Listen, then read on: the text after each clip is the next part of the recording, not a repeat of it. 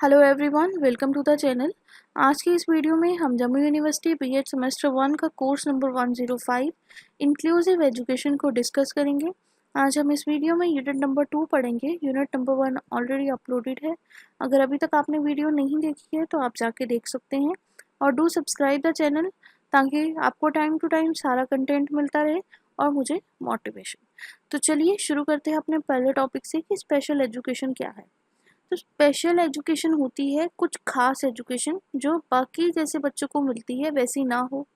अगर हम हिंदी में एक जर्नल सा मतलब निकालें, स्पेशल एजुकेशन होती है उन बच्चों को सपोर्ट देने के लिए जो आप लोगों से अलग है, चाहे वो फिजिकली हो, चाहे वो कॉग्निटिवली हो, चाहे वो इमोशनली हो, चाहे वो बिहेवियरली हो, या फिर वो गॉड के स्पेशल गिफ्टेड चाइल्ड या फिर जिनको हम एक्सेप्शनल चिल्ड्रंस कहते हैं वो हो। ठीक है, it's all about that you are giving a support to all kind of a student that have some kind of disabilities, चाहे वो लर्निंग में हो, चाहे वो किसी तरह की मेडिकल इशू हो, या कोई भी किसी अदर रीजंस के कारण उन बच्चों को कोई प्रॉब्लम आ रही है अपनी एजुकेशन में, तो उनको हम स्पेशल एजुकेशन देते हैं। अब इनकी डेफिनेशन दी है हमारे कुछ ऑथर्स ने। तो वो कहते हैं when youngster in the same classroom are remarkably different, it is difficult for the teacher to help them reach their educational potential without some kind of assistance. The help that the school devise for the children who are differ significantly from the norms is called a special education. कहने का मतलब कि अगर एक class में दो बच्चे बैठे हैं और उन दोनों में कोई डिफरेंस है, वो दोनों एक जैसे नहीं हैं, जैसे अगर हम आसान भाषा में समझें, फॉर एग्जांपल अगर आप क्लास में बहुत सारे बच्चे हो, आपकी क्लास में कोई बच्चा है जिसकी आंखें बहुत ज़्यादा वीक हैं, उसको बिल्कुल नहीं दिखता, नॉर्मल वर्डिंग्स वो नहीं पढ़ सकता, उसको बहुत ज़्यादा आईसाइट की प्रॉब्लम है। अब एक बहुत बड़ा ये चैलेंज है एक टीचर के लिए उस बच्चे को पढ़ाना। ठीक है, तो क्या होगा, उस बच्चे को पढ़ाने के लिए अब टीचर को कुछ एक्स्ट्रा असिस्टेंस देनी पड़ेगी, कुछ हेल्प देनी पड़ेगी, कुछ सपोर्ट देनी पड़ेगी। तो वो कुछ एक्स्ट्रा चीज़ें करेगा उस बच्चे की एजुकेशन के लिए, उसको हम कहते हैं स्पेशल एजुकेशन। फॉर एग्जांपल जैसे उस बच्चे के लिए अब टीचर क्या करे कि जैसे क्वेश्चन पेपर है या कोई मटेरियल है, उसको कुछ बड़े अक्षरों में प्रिंट करवाए। ठीक है, तो वो बच्चा इजीली उसको रीड आउट कर पाए। Now the next example is definition is special education is the instruction designed for the student with disabilities or a gifts and a talents who also have special learning needs. Some of these students have learning difficulties in regular classroom. They need special education to the function properly in the school. ठीक है, तो ये थी हमारी definition. अब क्या objective है special education के, ये है हमारा नेक्स्ट टॉपिक। तो पहला है अर्ली आइडेंटिफिकेशन कर लेना, फाइंड आउट करना कि ये कौन सा बच्चा स्पेशल है, कि इस चाइल्ड को कोई स्पेशल नीड है या फिर ये डिसेबल है। अर्ली इंटरवेंशन हो जाना, आप उसको बहुत जल्द ही हेल्प कर सकते हो ताकि उसकी डिसेबिलिटी सीरियस ना हो और उससे पहले ही आप उसको प्रिवेंट कर दो। The third is a parent education. जो टीचर है वो पेरेंट्स को सिखा सकते हैं कि कैसे आप उसके इश्यूज़ को प्रिवेंट कर सकते हो, कैसे उसको आपको एक्स्ट्रा केयर करनी है, कैसे आपको उसको स्पेशली अटेंशन देनी है, स्पेशल नीड्स देनी है, कैसे आपको उसको सेल्फ हेल्प करना, लर्निंग कम्युनिकेशन में हेल्प करनी है। ऑल अराउंड डेवलपमेंट पर ये प्रोवाइड करता है एजुकेशनल, पर्सनल और करियर गाइडेंस जो हेल्प कर सके एक स्पेशल नीड्स चिल्ड्रन को, ताकि वो ऑल राउंड डेवलपमेंट हो उसकी और वो फुल्ली डेवलप हो जाए। ये हेल्प करता है मैक्सिमाइजिंग एबिलिटी। एक चिल्ड्रन को हेल्प मिलती है with a special need to reach out their full potential. The next point is a community awareness. ये एडुकेट करते हैं हमें कम्युनिटी को अबाउट द चिल्ड्रंस जिनको कोई चैलेंजेस फेस करने पड़ते हैं या जिनको किसी स्पेशल अटेंशन नीड की ज़रूरत होती है। रिहैबिलिटेशंस, ये सपोर्ट करती हैं स्पेशल नीड्स चिल्ड्रन को in their recovery and the improvement. ठीक है, और इफ़ेक्टिव लिविंग हेल्प किया जाता है स्पेशल नीडेड चिल्ड्रन को एक realistic and positive self image बनाने में। इंक्लूसिव एजुकेशन इंश्योर किया जाता है कि जो चिल्ड्रन हैं with special need can learn with also the friends when ever its possible. ठीक है, कि जब जब पॉसिबल है उस बच्चे को उस नॉर्मल स्टूडेंट के साथ भी पढ़ाया जाए।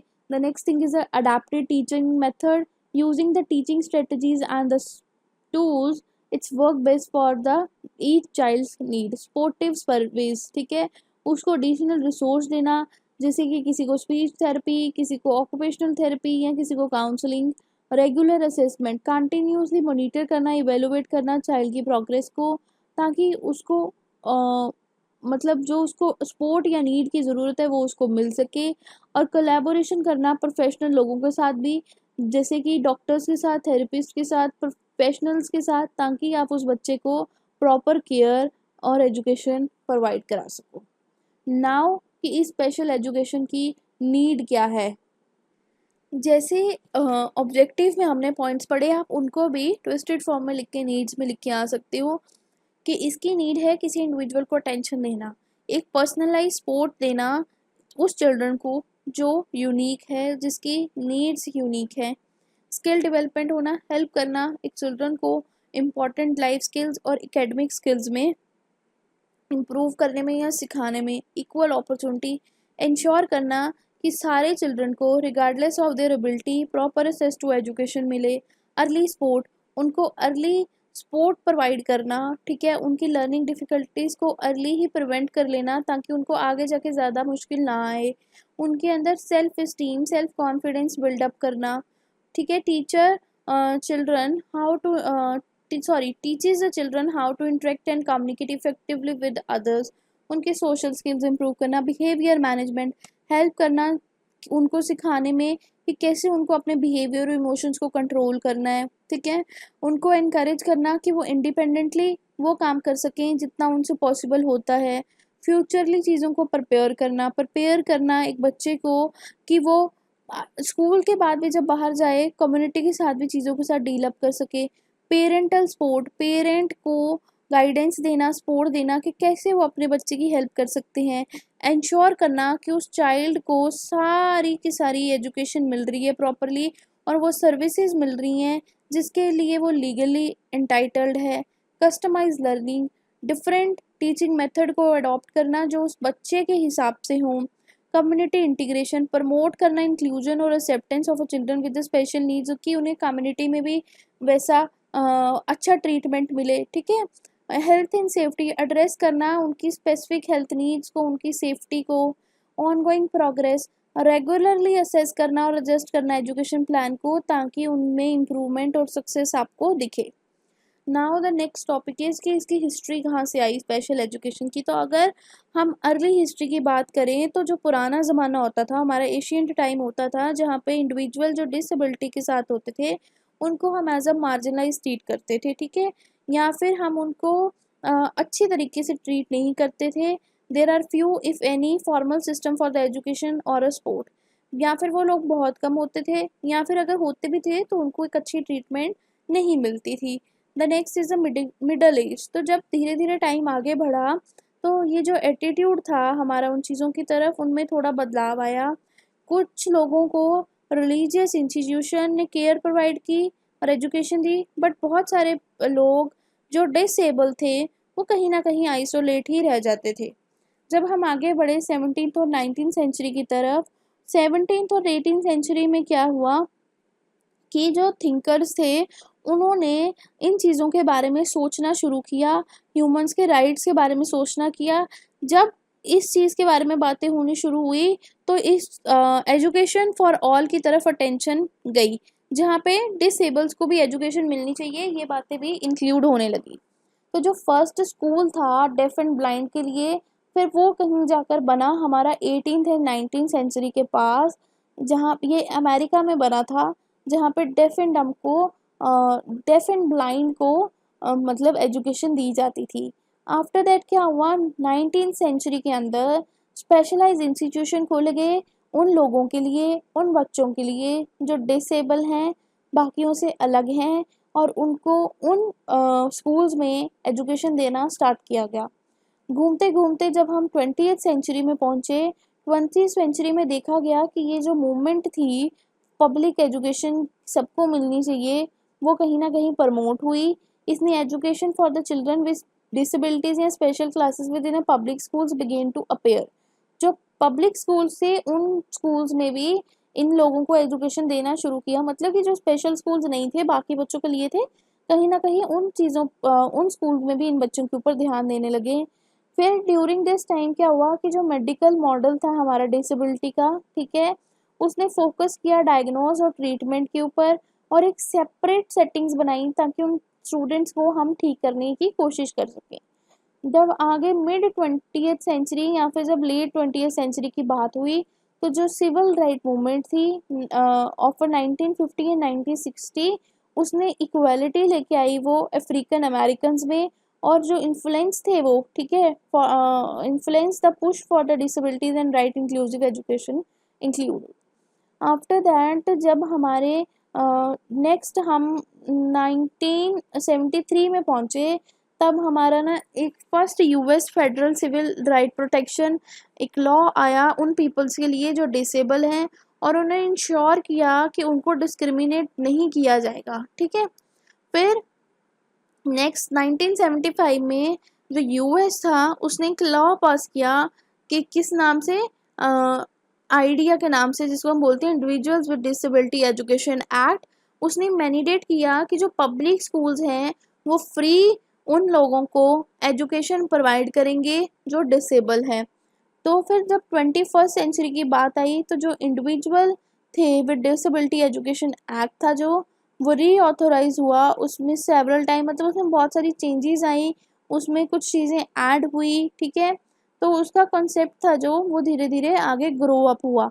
फिर इंक्लूसिव मूवमेंट चली, ठीक है। पुशअप किसके लिए आई? इंक्लूसिव एजुकेशन के लिए।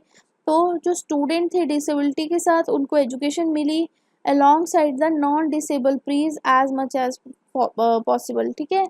असिस्टिव टेक्नोलॉजी, एडवांस टेक्नोलॉजी हुई, न्यू टूल्स आए जो एजुकेशन में हेल्प कर सके उन डिसेबल स्टूडेंट की। After that disability right advocacy, तो कंटिन्यूड एडवोकेसी थी जो उसने मतलब कि अवेयरनेस लेके आई लोगों में, ताकि क्वालिटी ऑफ एजुकेशन इम्प्रूव हो सके, इंक्लूसिविटी आ सके स्पेशल एजुकेशन में। ग्लोबल पर्सपेक्टिव, इंटरनेशनली जो एफर्ट्स थे like United Nations conventions on the right of a person with disability 2006 has been promoted inclusive education world wide. तो ये चीज़ें वर्ल्ड वाइड होने लग पड़ी। और कंटेम्प्रेरी चैलेंजेस, डिस्पाइट इन प्रोग्राम्स के अलावा, इन चैलेंजेस के अलावा और इंश्योर किया गया कि फंडिंग्स मिले, ट्रेनिंग्स दी जाए एडुकेटर को, ताकि जो इंक्लूसिव एजुकेशन है वो कहीं ना कहीं हमारे ऑल ओवर वर्ल्ड में आ जाए और सबको एजुकेशन मिले, चाहे वो बच्चा स्पेशल चाइल्ड है चाहे वो बच्चा डिसेबल है। नाउ द टॉपिक इज कि एक्सेप्शनल चिल्ड्रन क्या होते हैं। तो एक्सेप्शनल चिल्ड्रन वो बच्चे हैं जो यूनिक हैं, जिनकी यूनिक नीड्स हैं, जिनको एक स्पेशल अटेंशन या सपोर्ट चाहिए, ठीक है।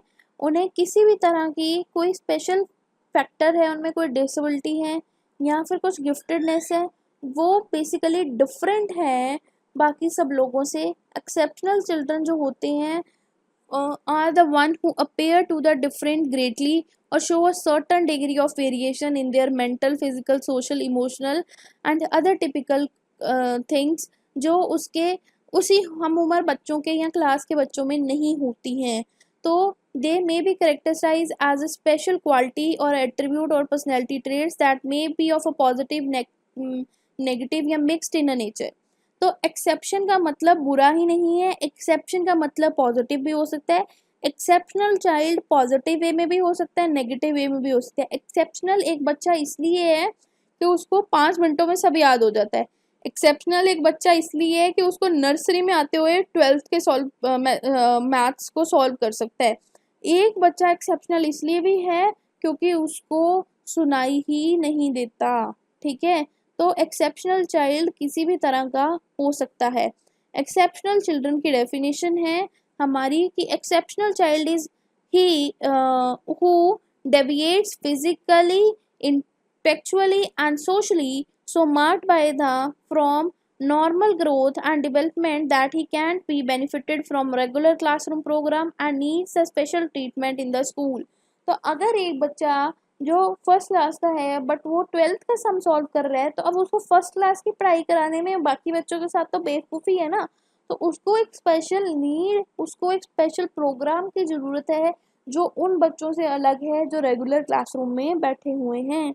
तो एक और डेफिनेशन हम पढ़ते हैं, एक्सेप्शनल चिल्ड्रन जो हैं वो डिफरेंट होते हैं from the norms either above और below in a physical attribute or the learning abilities to such an extent that they need a specialized education service or a physical accommodation to benefit fully from the schooling. Now अब हम पढ़ेंगे exceptional children की कौन सी type है। तो सबसे पहले आते हैं हमारे पास गिफ्टेड चिल्ड्रन। ये वो बच्चे होते हैं जो एक्सेप्शनल शो करते हैं अपनी एबिलिटीज़ पे कुछ स्पेसिफिक एरिया में। उनमें एडवांस प्रॉब्लम सॉल्विंग स्किल हो सकती है, रिमार्केबल मेमोरी हो सकती है, कोई इंटरेस्ट हो सकता है सर्टन सब्जेक्ट में। It is important to provide them with the opportunity to explore their interest ताकि वो और ज़्यादा ग्रो अप कर सकें उन एक्टिविटीज़ में और उनको एडवांसमेंट मिले। चिल्ड्रन विद लर्निंग डिसेबिलिटीज़, अब चिल्ड्रन जो होते हैं वो मे बी कभी कभी लर्निंग डिसेबिलिटीज़ से सफ़र करते हैं। ट्रेडिशनल एकेडमिक्स सेटिंग्स उनकी वैसी नहीं होती हैं कि जो एक नॉर्मल इंसान के साथ दी जा सके। वो एवरेज या अबव एवरेज इंटेलिजेंस वाले बच्चे होते हैं। जैसे कि एक बच्चा है जिसको डेलेक्सिया है, वो might find it challenging to read with frequency and while the other child with the dyscalculia, जिस बच्चे को चीज़ों को समझने में प्रॉब्लम आती हो, मैथमेटिकल कंसेप्ट को, ठीक है, मतलब कि कैलकुलस में, कैलकुलस मीन्स मैथमेटिक्स में डिफ़िकल्टी आती हैं, तो स्पेशलाइज्ड टीचिंग मेथड हैं जो आपको अडॉप्ट करने पड़ेंगे। उन बच्चों को एक्स्ट्रा टाइम देना पड़ेगा जो इन चीज़ों में हेल्प कर सके। The next is the children with attention deficit hyper activity disorder. जो किड्स होते हैं उनमें कई बार डिफ़िकल्टी आती है कंसंट्रेट करने में, ऑर्गेनाइज रहने में या sitting still for the long period. वो बैठ नहीं सकते हैं, वो बड़े हाइपर एक्टिव होते हैं, उछल कूद करने वाले होते हैं। They might be easily distracted और इम्पल्सिव, जो इफ़ेक्ट करता है उनकी परफॉर्मेंस एक स्कूल में and their relationship with their friends. तो ट्रीटमेंट जो है वो इन्वॉल्व करती है कम्बिनेशन ऑफ मेडिसिन या फिर उनको बिहेवियर थेरेपी देना या टीचर की या पेरेंट्स की एक्स्ट्रा सपोर्ट देना, ठीक है। तो ये एक चिल्ड्रन होते हैं। एक यहाँ चिल्ड्रन जो होते हैं ऑटिस्टिक होते हैं, ऑटिस्टिक स्पेक्ट्रम डिसऑर्डर। ये एक डिसऑर्डर है, डेवलपमेंटल डिसऑर्डर है जो इफ़ेक्ट करता है उनकी कम्युनिकेशन, उनका बिहेवियर, उनकी सोशल इंटरेक्शन को। जो चिल्ड्रन ऑटिज़म में होते हैं उनको डिफ़िकल्टी आती है चीज़ों को अंडरस्टैंड करने में, रिलेशनशिप्स बनाने में, अपनी चीज़ों को एक्सप्रेस करने में वर्बली, ठीक है। तो इस चीज़ का अगर अर्लियर पता लग जाए तो उनको स्पीच थेरेपीज़ के साथ या फिर उनके बिहेवियर एनालिसिस के साथ उनकी इन चीज़ों को इम्प्रूव किया जाता है ताकि वो नॉर्मल इंसानों की तरह थोड़ी बहुत लाइफ जी लें। चिल्ड्रन विद इंटेलेक्चुअल डिसेबिलिटीज़, तो जो चिल्ड्रन होते हैं जिनमें लिमिटेशन होती हैं इंटेलेक्चुअल फंक्शन की and adaptive behaviour which can impact their ability to learn, communicate and live independently. तो उनको बेनिफिट मिलता है for the individualise education plan से। उनको मतलब कि स्पेसिफिक नीड्स के अकॉर्डिंग, उनकी स्ट्रेंथ्स के अकॉर्डिंग एक्स्ट्रा सपोर्ट सर्विसेज दी जाती हैं, चाहे वो ऑक्यूपेशनल थेरेपी हो या फिर लाइफ स्किलिंग ट्रेनिंग हो। The next is children with emotional and the behaviour disorder. कुछ बच्चों में बिहेवियरली प्रॉब्लम होती हैं, उनमें बहुत ज़्यादा गुस्सा, एंजाइटी, डिप्रेशन जैसी बीमारियां होती हैं या प्रॉब्लम्स होती हैं, तो उनको स्ट्रगल होती है एक नॉर्मल इमोशंस के साथ डील करने के लिए जो कि बाकी बच्चे जिस तरह से करते हैं। तो एक काउंसलिंग देना, उनको बिहेवियर थेरेपी देना, उनको एक सपोर्टिव एनवायरनमेंट देना स्कूल के अंदर बहुत हेल्प करती है कि वो अपने इमोशन की जो स्किल्स होती हैं उनके साथ वो कोप अप कर सकें। चिल्ड्रन विथ फिजिकल एबिलिटीज़, कुछ बच्चों को फिजिकल एबिलिटीज़ होती हैं, वो फिजिकली वैसे फिट नहीं होते जैसे लोग बाकी होते हैं। कईयों को व्हील चेयर की ज़रूरत पड़ती है, कईयों को वॉकर्स की ज़रूरत पड़ती है, कई सुन नहीं पाते तो उनको हेयरिंग नीड्स की ज़रूरत पड़ती है, उनको ऐसे डिवाइसेस चाहिए होती हैं जो उनकी हेल्प कर सकें। तो एक मॉडिफिकेशन होना स्कूल्स में या पब्लिक स्पेसेस पे, ताकि वो इंश्योर करें कि उन बच्चों को भी इक्वली अपॉर्चुनिटीज़ मिले और वो अपने फ्रेंड्स के साथ पढ़ सकें।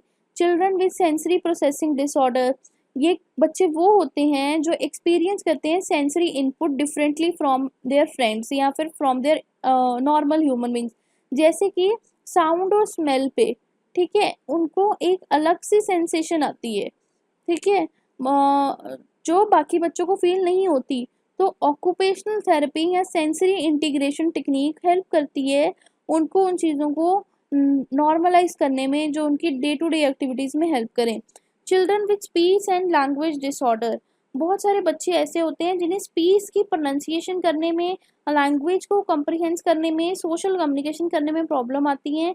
जैसे कई बच्चे स्टेमर करते हैं, है ना, ततला के बोलते हैं, हम कहते हैं तोतला है, तो ये जहाँ लैंग्वेज डिले करके बोलते हैं, तो इसकी वजह से वो अपनी चीज़ों को एक्सप्रेस नहीं कर पाते।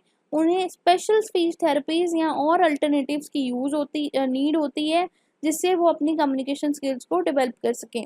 Children with developmental cognition disorder, इसको हम एक और नाम से जानते हैं जो है कि डिस्प्रैक्सिया, DCD बोलते हैं हम इसको। ये इफेक्ट करती है चाइल्ड की coordination, motor skills, ability to plan and execute their movement. तो जिन चिल्ड्रंस को ये प्रॉब्लम होती हैं, उन्हें मतलब कि शू लेसिस बांधने में प्रॉब्लम आ सकती है, कुछ बॉल को कैच करने में प्रॉब्लम आ सकती है, लिखने में प्रॉब्लम आ सकती है, क्योंकि उनकी मोटर स्किल्स नहीं होती, उनकी कोऑर्डिनेशन नहीं बनती है, मे बी वो चल ना पाए सीधे, ठीक है। तो कुछ थेरेपीज या स्पेशल स्किल्स के साथ उनकी इम्प्रूवमेंट हो सकती है। चिल्ड्रन विद विजुअल इम्पार्टेशन, तो जो चिल्ड्रन जिनको डिफ़िकल्टी आती है देखने में, किसी चीज़ को समझने में, वो चीज़ों को देखने में प्रॉपरली, उन बच्चों को ये प्रॉब्लम होती है। उनको आई साइट की प्रॉब्लम होती है, नियर आई साइट की प्रॉब्लम हो सकती है, फार आई साइट की प्रॉब्लम हो सकती है, कोई बच्चे ब्लाइंड हो सकते हैं, तो उनको जैसे ब्रेन लिपि जैसे जो हमारे मटेरियल होते हैं, मैग्नीफाइंग ग्लास होते हैं, यहाँ मैंने कहा ना बड़े अक्षरों में लिख के प्रिंटिंग मटेरियल देना पड़ता है। चिल्ड्रन जिनको हेयरिंग प्रॉब्लम आती हो, जो सुन ना पाते हो, तब वो सुनेंगे कैसे, तो आपको उनके लिए साइन लैंग्वेज का यूज़ करना पड़ेगा, तो वो नॉर्मल स्कूल में बच्चों के साथ आप कैसे करोगे। चिल्ड्रन विद मल्टीपल डिसेबिलिटीज़, इनमें एक नहीं बहुत सारी डिसेबिलिटीज़ होती हैं, जैसे मान लो कोई बिहेवियरली भी प्रॉब्लम है, फिजिकली भी प्रॉब्लम है, या जिसको दिखाई सुनाई दोनों ही नहीं देता, कम्बिनेशन ऑफ प्रॉब्लम है उनको, तो उनको एक्स्ट्रा सपोर्ट चाहिए होती है। चिल्ड्रन विद मेडिकल कंडीशन, जैसे किसी को मेडिकल कंडीशन है, किसी को कैंसर है, किसी को डायबिटिक है, हम कहते हैं कई बच्चों को अस्थमा होता है, तो वो स्कूल में पंप लेके आते हैं। नाउ अगर किसी बच्चे को फर्स्ट क्लास के को अस्थमा है, उसको नहीं पता अभी कि मुझे कितनी बारी पंप करना है या कब करना है, तो टीचर उसको सपोर्ट करती है कि जब उसको ऐसी कोई प्रॉब्लम आए या उसको इतने टाइम बाद पंप देना है, तो वो टीचर देगा, ठीक है। Now the next topic is educational provisions for the exceptional children. तो सबसे पहला है इसमें हमारा इंडिविजुअलाइज्ड एजुकेशन प्लान्स। ये जो क्रिएट किए जाते हैं प्लान, ताकि जो चिल्ड्रंस हैं स्पेशल नीड्स के साथ, उनको भी पढ़ाया लिखाया जाए, उनके अकॉर्डिंग ये स्पेशल प्लान्स बनते हैं। ये एक स्पेसिफिक गोल्स और सर्विसेज उनके लिए प्लान आउट की गई होती हैं, ताकि वो अपनी लाइफ में कुछ अचीव कर लें। स्पेशल एजुकेशन क्लासेस, ऐसी स्पेशल क्लासेस डिज़ाइन की जाती हैं जहाँ पे उन्हीं की तरह के बच्चे हों, ताकि उन्हें अलग फील ना हो, उनको सपोर्ट मिले और उनको रेगुलर क्लासेस जैसी पढ़ाई कराई जाए। रिसोर्स रूम्स होना, ठीक है, एक डेडिकेटेड स्पेस होना जहाँ पे बच्चे एक्स्ट्रा हेल्प रिसीव करें, एक स्पेशल एजुकेशन रिसीव करें या कुछ एक्स्ट्रा एड रिसीव करें। असिस्टिव टेक्नोलॉजी इंक्लूड करना ऐसे टूल्स जैसे कंप्यूटर, टैबलेट, सॉफ्टवेयर जो डिसेबल बच्चों को पढ़ाने के काम आ सकें। मॉडिफिकेशन एंड अकोमोडेशन, ये चेंजेस हैं जो हमें हमारे लर्निंग एनवायरनमेंट या करिकुलम में लेके आनी होगी, ताकि अगर कोई एक्सेप्शनल चिल्ड्रन है तो उसके साथ भी चीज़ों के साथ डील अप किया जाए। फॉर एग्जांपल, अगर कोई बच्चा एक्सेप्शनल है, ठीक है, उसको प्रॉपरली दिखता नहीं है, उसको बड़े अक्षरों में दिखता है, तो अब पेपर तो आपने बड़ा प्रिंट करके दे दिया, नाउ फिर भी उसको टाइम लगता है। अब उसके लिए आप क्या करोगे, आप उसको 1 घंटा एक्स्ट्रा दोगे बाकी बच्चों से, क्योंकि उसको प्रॉपरली चीज़ों को दिखाई नहीं देता है, ठीक है।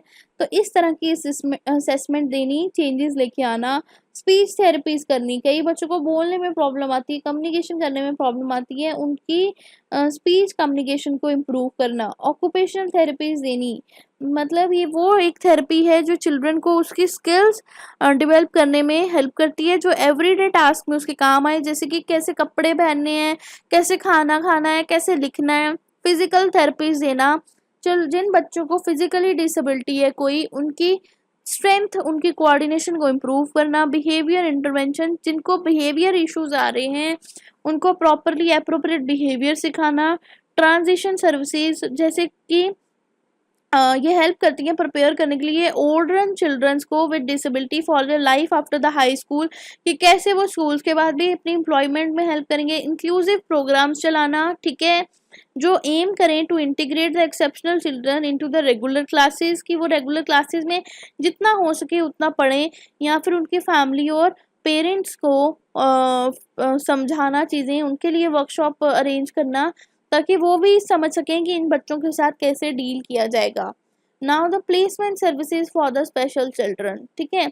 तो सबसे पहले असेसमेंट, प्लेसमेंट सर्विसेज जो हैं वो स्टार्ट की जाती हैं असेस करने से नीड्स और disability of each special child, कि क्या उसकी नीड है, क्या उसकी ज़रूरत है। तो ये हेल्प करता है डिटरमाइन करने के लिए कि राइट टाइप ऑफ एजुकेशन क्या है उस बच्चे के लिए। The next is individualise education plan. जब आपको पता लग जाए कि उस बच्चे की नीड क्या थी, आप उसके अकॉर्डिंग प्लान बनाओ, उसके अकॉर्डिंग टूल्स लेके आओ और उसकी हेल्प करो। स्पेशल एजुकेशन प्रोग्राम, ये स्पेशलाइज प्रोग्राम होते हैं स्कूल्स में, जो एक बच्चे को, जो बच्चा डिफरेंटली होता है बाकी बच्चों से, उनकी थिंग्स को मतलब कि कवर अप करते हैं, उनकी नीड के अकॉर्डिंग होते हैं। इंक्लूसिव क्लासरूम बनाना, ठीक है, स्पेशल चिल्ड्रन जो होते हैं रेगुलर क्लासरूम में वो बैठे, उन बच्चों के साथ जब जब वो पॉसिबिलिटी है उनको बिठाना और उनकी हेल्प की जाए उनको चीज़ें सीखने में। सेल्फ कंटेन्ड क्लासरूम, ठीक है, कुछ सिचुएशंस में